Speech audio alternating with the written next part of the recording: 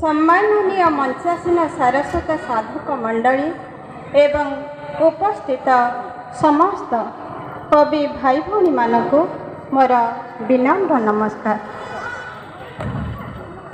से अदृश्य ईश्वर आकार विहीन दृश्य सृष्टिर स्रष्टा निज लेखनी लिखिचंती जे मानव जीवन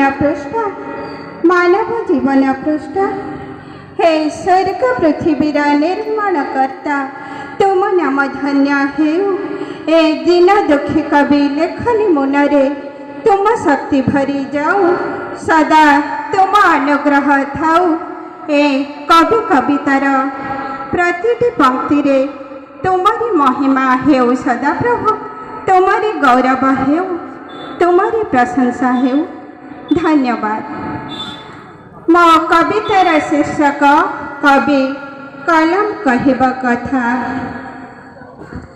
ए कवि होइगले नीरव निश्चल, ए कवि होइगले नीरव निश्चल नुआई निजर मथा सबु नीरवता भांगी दे कवि कलम कहवा कथा।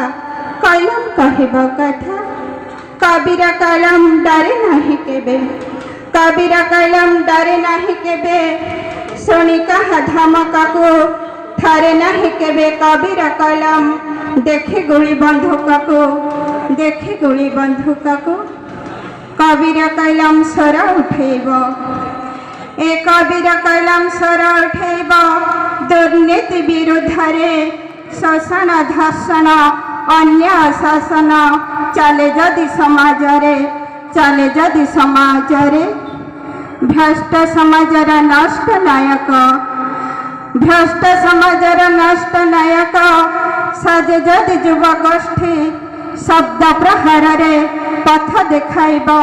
कवि कलम सजीव ज्येष्ठी, कवि कलम सजीव ज्येष्ठी कविर कलम केते बड़बान।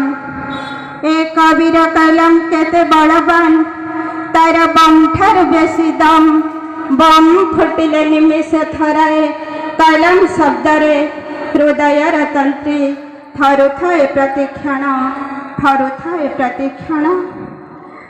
कविर कलम सुस्थ सुंदर आदर्श जीवन गढ़े कविर कलम सेथिपाई राजा राज्य पाए पूजा।